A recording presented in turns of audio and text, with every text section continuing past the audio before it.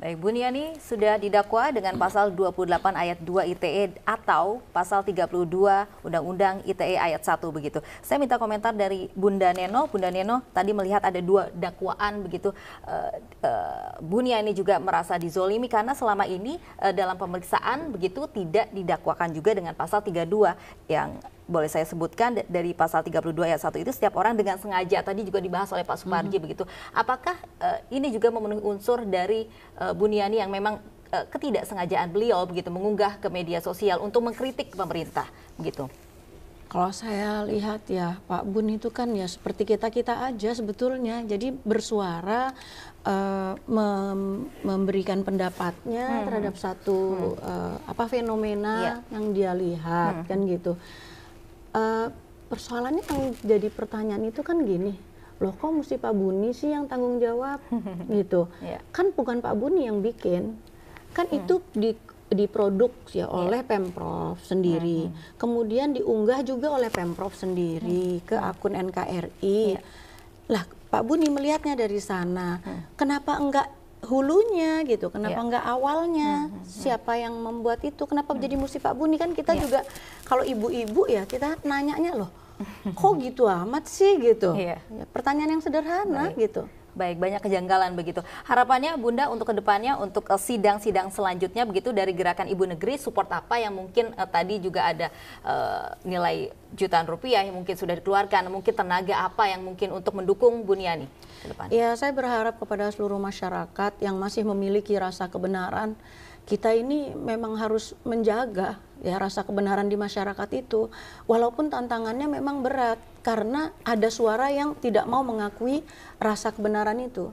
Saya berharap kepada semua masyarakat siapapun saja, sama seperti ketika pertama kali diputuskan oleh sidang 2 tahun ya kepada petahana, Gerakan Ibu Negeri memberikan respons. Yang pertama mengadakan siaran pers, lalu kami menulis surat karena kita kan warga negara yang baik gitu. Kita nulis surat kepada hakim di Jakarta Utara. Sama seperti ini juga saya menghimbau kepada seluruh masyarakat melalui koridor hukum yang betul, yang benar ya, yang memang sah. Tapi jangan diam gitu. Ketika rasa kebenaran, kemudian kezaliman yang terjadi, ya kita memang harus terus-menerus menghidupkan rasa kebenaran itu karena tanggung jawab kita sebagai hambanya Tuhan. Karena yang maha benar al-haqqu min rabbik, yang memang maha benar Allah. Bisa saja hukum ini dibolak-balik sebagaimana siapa yang berkuasa. Ya. Harusnya kan hukum tidak berpihak ya. Tapi kecenderungan ketika mungkin kita sebagai orang awam gitu ya, kalau kita nanya kok gini itu kan mungkin ada kejanggalan ya.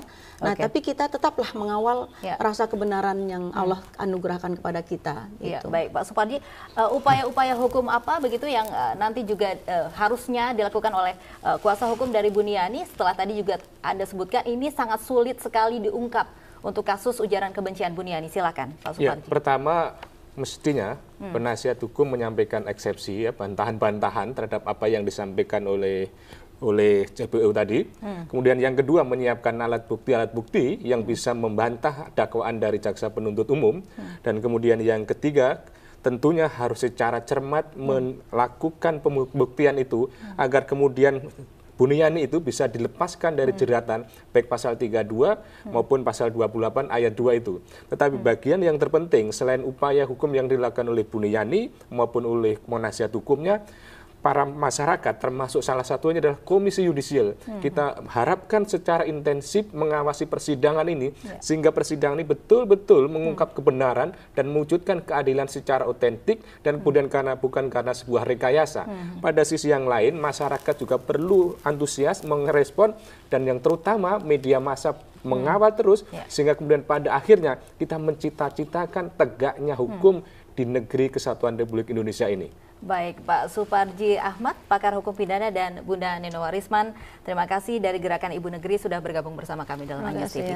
Dan pemirsa, demikian spesial report hari ini. Saya Loviana Dian undur diri. Terima kasih atas kebersamaan Anda. Sampai jumpa.